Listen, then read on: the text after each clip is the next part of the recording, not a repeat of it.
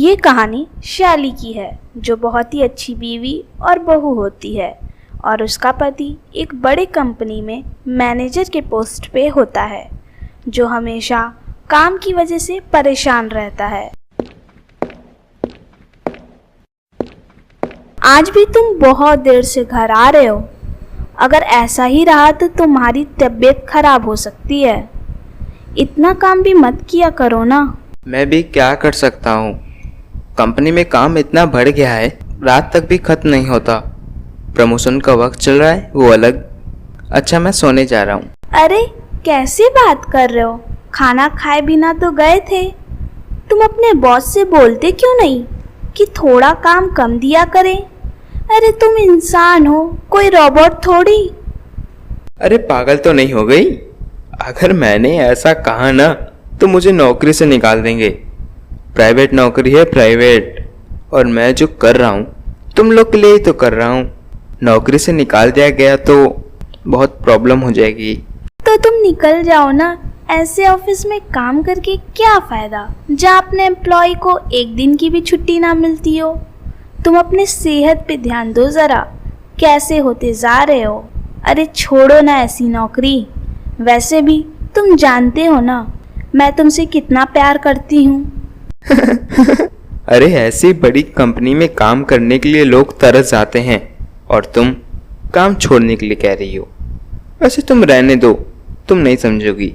मैं जानता हूँ सैली, तुम्हारे साथ मैं टाइम स्पेंड नहीं कर पा रहा हूँ, पर थोड़े वक्त की बात है बस, थोड़ा। ऐसे ही कुछ दिन बीत जाते हैं। बीवी को पति की चिंता होने लगती है कि पति कितना काम करता है, ऊपर से पूरे घर की जिम्मेदारी भी उसी की है। इसका कोई ना कोई इलाज निकालना ज़रूरी है। फिर एक दिन मैं सेलेक्ट हो गई। माँ, बाबा, आई जी, सभी लोग सुनिए, मैं सेलेक्ट हो गई हूँ। अरे लेकिन किस चीज में? क्या हो गया? कुकिंग का कोई शो जीत गई या फिर गाना बजाना? मैंने भी नौकरी करने का सोचा है, इसलिए मैंने एक जगह इंटरव्यू दिया था और मैं सेलेक्ट हो गई। पता है कितने लोग आए थे, लेकिन सबसे आगे मैं रही। लेकिन यूं अचानक से क्यों? तुमने बताया भी नहीं कि तुम नौकरी के लिए अप्लाई कर रही हो। देखो, मैं तो ऑलरेडी परेशान रहता हूँ। कम से कम तुम तो आराम की जिंदगी जियो। तुम तो जानते ही हो अभी हमें पैसों की बहुत ज़रूरत है और तुम अकेले ही इतनी मेहनत कर रहे हो, इसलिए मैंने सोचा एक बार मैं भी नौकरी करने लग जाऊं तो तुम्हारे पे से थोड़ा बोझ हट जाएगा। और तुम्हें पता है मैंने कहाँ इंटरव्यू दिया था? कहाँ दिया था सैली तुमने?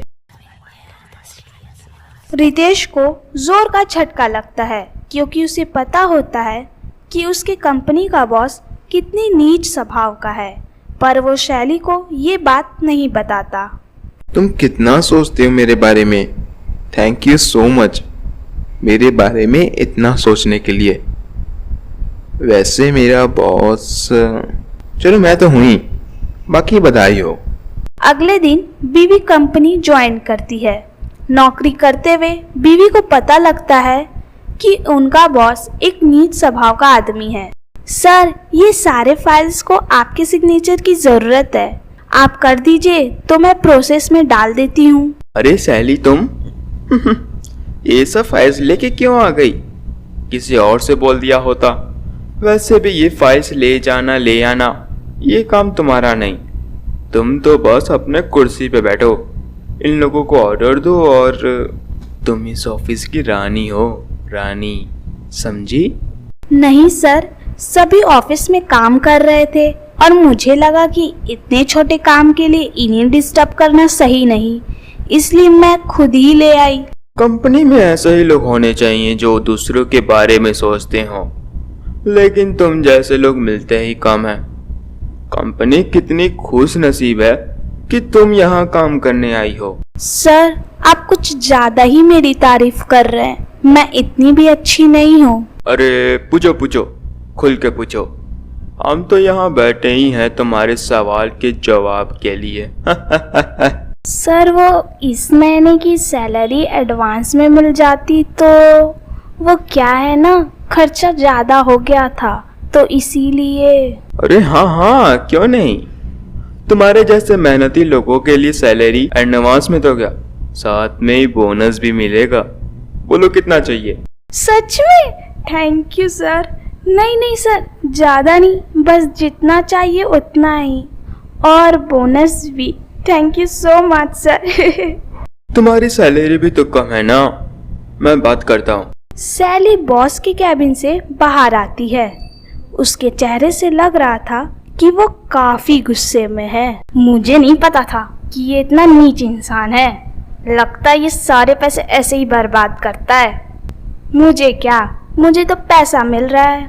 ऐसे ही बॉस हर महीने शैली को बोनस देता रहता। तुम्हें नहीं लगता कि बॉस तुम्हारे काम से कुछ ज्यादा ही खुश है? हर महीने तुम्हें सैलरी के साथ बोनस भी देता है। ऐसा तो बहुत कम ही लोगों के साथ होता है। उसके नीच स्वभाव का मैं फायदा लेती हूँ। मैंने तो उनसे तुम्हारे प्रमोशन की भी बात कर ली है।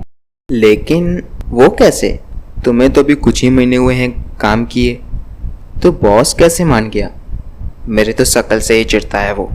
बॉस ने मेरे प्रमोशन के बाद के लिए बुलाया था, और अगले महीने मेरा प्रमोशन भी है। और इसी बीच मैंने तुम्हारे काम की भी तारीफ कर दी और प्रमोशन के लिए भी कह दिया। तो बॉस ने कहा है कि इसके बारे में सोचेंगे।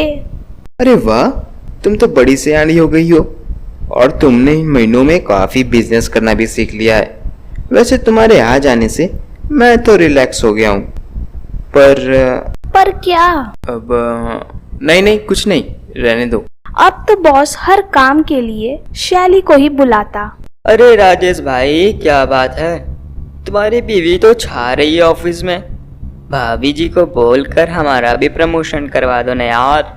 माफ करना, लेकिन औरत हूँ तो इसीलिए बोल रही हूँ। लेकिन ये काम करके बॉस से ज्यादा पैसा लेना कोई बड़ी बात नहीं है। लोग अब शैली के बारे में गलत बातें बनाने लगते हैं कि तभी वहाँ शैली बॉस के साथ आती है। राजेश, मैं और सैली ऑफिस के काम के लिए दिल्ली जा रहे हैं, तो हम लोगों के आने जाने और रहने का इंतजाम कर देना। और याद रहे, होटल 5 स्टार हो। 5 स्टार होटल? लेकिन सर, मेरे पास पहनने के लिए वैसे कपड़े नहीं हैं। अरे तो चलो, मैं तुम्हें शॉपिंग पे ले जाता हूँ। ये कह के बॉस और शैली वहाँ से चले जाते हैं। राजेश शाम को घर आता है, जहाँ शैली ढेर सारे शॉपिंग बैग्स के साथ होती है। ये देखो, मैंने तुम्हारे लिए 5000 की शर्ट ली है, ये टाई और ये पैंट, और ये साथ में जूते भी।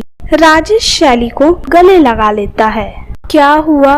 कुछ नहीं चाहिए मुझे, मैं ये 300 वाले शर्ट में भी खुश हूँ। लेकिन अब तुम ऑफिस नहीं जाओगी। इज्जत से बढ़कर मेरे लिए पैसा नहीं है। शैली पति की बात समझ जाती है।